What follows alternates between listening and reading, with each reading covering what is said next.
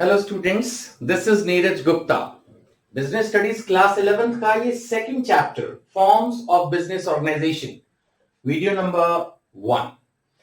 देखिए, जहां तक इस चैप्टर का सवाल है फॉर्म्स ऑफ बिजनेस ऑर्गेनाइजेशन, इसमें हम ये डिस्कस करेंगे कि अगर हमें बिजनेस करना है तो हमारे पास क्या चॉइस है। आई मीन ऑनरशिप को लेके क्या चॉइस है। एक ऑप्शन तो ये है, अगर बहुत छोटा बिजनेस करना है तो मैं खुद ही चला लूंगा सर। थोड़ा सा और बड़ा करना है, किसी को पार्टनरशिप में ले लूंगा। अगर मेरे साथ मेरा भाई है, मेरे घर में और रिश्तेदार हैं, हम लोग मिलके रहते हैं, मिलके एक बिजनेस चलाना चाहते हैं, फैमिली बिजनेस, उसको बोलते हैं हिंदू अनडिवाइडेड फैमिली। नहीं, अगर कुछ गांव के लोग टाइप काम है या कुछ लोग मिलके इकट्ठे होकर सोशल टाइप एक्टिविटीज करना चाहते हैं, सब लोगों के मिलके प्रोडक्ट इकट्ठे बेच दिए, ज्यादा प्रॉफिट कमाना उतना ऑब्जेक्ट नहीं है, तो कोऑपरेटिव सोसाइटी भी बनाई जा सकती है, फोर्थ ऑप्शन। नहीं तो फिर कंपनी है, रिलायंस, बिरला, टाटा, ये सब कंपनी है। कंपनी में क्या होता है कि मतलब एक मेन प्रमोटर होता है और कई बार उसमें फिर हजारों लाखों शेयर होल्डर होते हैं। शेयर होल्डर का मतलब छोटे छोटे इन्वेस्टर जिनके पैसे जुड़ के एक बड़ी कंपनी, ज्वाइंट स्टॉक, यानी एक तरह से सबने मिलके पैसा इकट्ठा किया और एक कंपनी बना ली, कंपनी चला रहे हैं मिलके। वो जो छोटे छोटे इन्वेस्टर होते हैं उनको बोलते हैं शेयर होल्डर्स।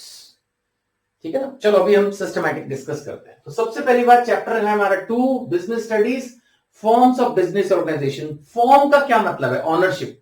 मालिक कौन होगा बिजनेस का? मालिक जो होंगे वही इन्वेस्ट करेंगे, वही मैनेज करेंगे, वही कल को प्रॉफिट शेयर करेंगे। तो यही तीन चीजें यहां पर मेनली लिखी है। कैपिटल इन्वेस्टमेंट, कैपिटल वो अमाउंट होता है जो बिजनेस में लगाया जाता है। इनिशियल कैपिटल भी होती है, सब्सिक्वेंट कैपिटल भी होगी। एक नया बिजनेस शुरू करोगे तो पहले दिन कुछ पैसे लगाओगे, फिर बाद में भी पैसे लगाओगे। So capital investment. Management, management का मतलब होता है बिजनेस को रन करना, ये प्लान करना कि क्या किया जाए, उसके रिसोर्सेज को ऑर्गेनाइज करना, स्टाफ अपॉइंट करना, उनको गाइड करना, मोटिवेट करना, ये देखना कि प्लान्स के हिसाब से काम हो रहा है नहीं हो रहा है। This is all is management. Management जो है ये इंश्योर करती है कि जो ऑर्गेनाइजेशन के ऑब्जेक्टिव्स हैं along with some social objectives, उनको अचीव किया जाए। तो ये मैनेजमेंट कौन देखेगा भाई? अब मेरी अगर कंपनी है एनजीपीए क्लासेस, प्रोप्राइटरशिप है, मैं अकेला ही हूं मान लेते हैं, तो फिर सब कुछ मुझे ही देखना है, पैसे भी मुझे ही लगाने हैं, मैनेजमेंट भी मुझे ही करनी है, कोई शेयरिंग ऑफ प्रॉफिट नहीं है, जो भी प्रॉफिट है सारा मेरा है। लेकिन सपोज ये जो सिचुएशन हुई, चलो एक एक करके लेते ही चलते हैं, तो ये हुई सोल प्रोप्राइटरशिप। एनजीपीए क्लासेस की सोल प्रोप्राइटर नीरज गुप्ता, ऊपर लिखा है मेरा नाम, नीचे एनजीपीए क्लासेस, ये मेरा नाम इंडिविजुअल, ये मेरी कंपनी का नाम एनजीपीए क्लासेस, ये हो गया सोल प्रोप्राइटर। बस जो कुछ है नीरज गुप्ता बाकी। तो इसका मतलब कैपिटल इन्वेस्टमेंट सारे पैसे मैं लगाऊंगा, मैनेजमेंट सारे डिसीजंस मैं ही लूंगा, शेयरिंग ऑफ प्रॉफिट सब मेरा, किसी को नहीं देना, इंप्लॉइज रखूंगा बस, उनको सैलरी दूंगा अगर देनी होगी तो। ये क्या हुआ? ये हुआ सोल प्रोप्राइटरशिप। अब सपोज मेरा भाई भी पढ़ाता है, ठीक है, मैं एजुकेशन का एग्जांपल ले रहा हूं, किसी भी फील्ड में हो सकता है। अब मान लेते हैं मैं और मेरे भाई ने मिलके एक बिजनेस शुरू किया, उसमें पापा भी कुछ इन्वेस्टमेंट कर रहे हैं, तो ये एक फैमिली बिजनेस हो गया। इस बार जो कमाई होगी वो सारी मेरे को नहीं मिलेगी, वो फैमिली के अंदर जाएगी, फिर जैसे भी बट बटा के मिलेगी, ठीक है। इन्वेस्टमेंट भी फैमिली करेगी, सारा कुछ मैं नहीं करूंगा। मैनेजमेंट में भी करता, में भी मेरे फादर बन जाए, फिर वो करें। तो इस तरह से जब होता है तो वो कहलाता है हिंदू अनडिवाइडेड फैमिली। अनडिवाइडेड मतलब वही है कि भाई डिवीजन ही हो गया तो सब भाई अलग अलग हो गए, फिर तो वो सारे सोल प्रोप्राइटर बन गए। माना एक घर में 3 भाई हो और तीनों अलग अलग हो जाए, अपना अपना काम धंधा करें, तो 3 अलग अलग सोल प्रोप्राइटर हो गए। लेकिन तीनों भाई एक ही घर में रह रहे हैं, मतलब आई मीन मिलके बिजनेस कर रहे हैं, तो वो हो गया हिंदू फैमिली बिजनेस, या उसको बोल देते हैं Hindu undivided family. The word Hindu include Jains, the word Hindu include six, ये सब वाइडर टर्म है। अब आ जाता है पार्टनरशिप। अगर मैं किसी अननोन व्यक्ति से, आमतौर पर ऐसा नहीं कि भाई के साथ पार्टनरशिप नहीं की जा सकती, बट वो अगर अभी समझाऊंगा तो टेक्निकल हो जाएगा, अभी उसको छोड़ दो।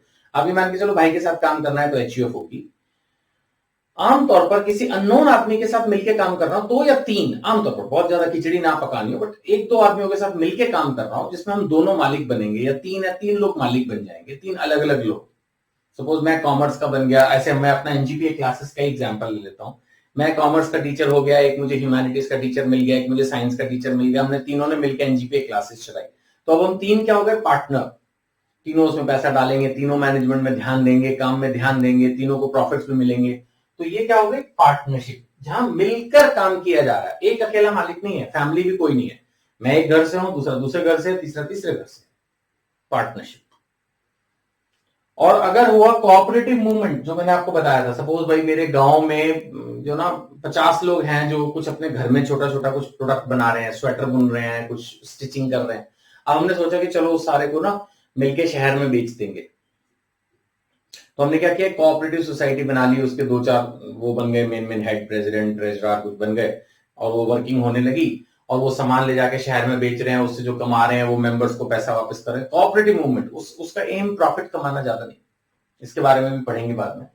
और एक है ज्वाइंट स्टॉक कंपनी, ओ भैया लार्ज स्केल पे काम करना है, एक कंपनी रजिस्टर्ड करा दी कंपनी लॉ में, है ना, ज्वाइंट स्टॉक कंपनी। शुरू में उसके कुछ लोग प्रमोटर्स बन गए, इनिशियली डायरेक्टर बन गए, और फिर उसमें बहुत, तो हमने आगे चलकर जो है लार्ज स्केल पर जब काम किया तो हमने उसमें शेयर कैपिटल के लिए लोगों को इनवाइट किया। मैंने बताया ना, जो छोटे छोटे इन्वेस्टर होते हैं उनको बोलते हैं शेयर होल्डर, वो पैसा लगाते हैं कंपनी में, फिर जब प्रॉफिट्स होते हैं तो उनको डिस्ट्रीब्यूट किया जाता है। बाद में बताऊंगा, उसको डिविडेंड बोलते हैं। मतलब डिविडेंड तो भी बता दिया क्या, लेकिन डिविडेंड क्या है, कैसे है, फिर कभी डिस्कस करेंगे।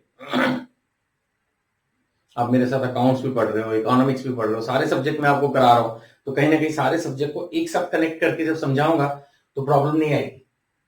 कहीं ना कहीं है तो ओवरऑल सारे सब्जेक्ट्स इंटरकनेक्टेड ही ना, तो उसको हम कभी बाद में डिस्कस करेंगे। तो आप समझ पा रहे हैं, जब लार्ज स्केल पे बिजनेस करना हो तो बहुत सारे लोगों को जोड़ के काम करना पड़ता है, और तब बनाई जाती है कंपनी।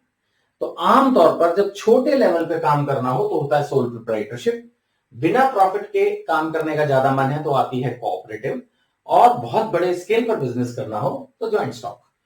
थोड़े से बड़े स्केल पे काम करना हो with in the family, HUF, with outsiders, partnership. बस ये डिफरेंस है। तो अभी फर्स्ट वीडियो है, इतना ही मैंने समझाया। अब आपकी बुक में जैसे चले मैं भी वैसे ही चलूंगा, एक एक करके अब इसको पकड़ेंगे। पहले सोल प्रोप्राइटरशिप को पकड़ेंगे, फिर एचयूएफ को पकड़ेंगे। हम सब में देखेंगे किसमें फायदा किसमें नुकसान। हर चीज में कुछ ना कुछ फायदा होगा, कुछ ना कुछ नुकसान होगा। अब किसी भी एक बिजनेसमैन को ये देखना है कि वो कैसा बिजनेस चलाना चाहता है। अच्छा, एक चीज बड़ी इंपॉर्टेंट है, और वो ये कि आप जो अपना फॉर्म ऑफ ऑर्गेनाइजेशन है इसको इतनी आसानी से चेंज नहीं कर सकते। इसी हिसाब से आपका परमानेंट अकाउंट नंबर यानी पैन नंबर इश्यू हो जाता है। इसी हिसाब से आपका जीएसटी यानी जो गवर्नमेंट को टैक्स देना होता है उसका रजिस्ट्रेशन नंबर आ जाता है। इसी हिसाब से आपके बैंक अकाउंट खुले होते हैं। बहुत मुश्किल होती है जी बाद में। इम्पॉसिबल तो कुछ भी नहीं होता इस दुनिया में, लेकिन वेरी डिफिकल्ट जरूर होता है। तो इसलिए फॉर्म ऑफ ऑर्गेनाइजेशन का डिसीजन किसी भी एक बिजनेसमैन को बहुत सोच समझ के लेना चाहिए। बाद में इसको चेंज करना मुश्किल पड़ता है, राइट। तो चलिए इस वीडियो में इतना ही, उसके बाद आप एक एक करके डिस्कस करना शुरू करेंगे सब्सिक्वेंट वीडियोस में। Thank you.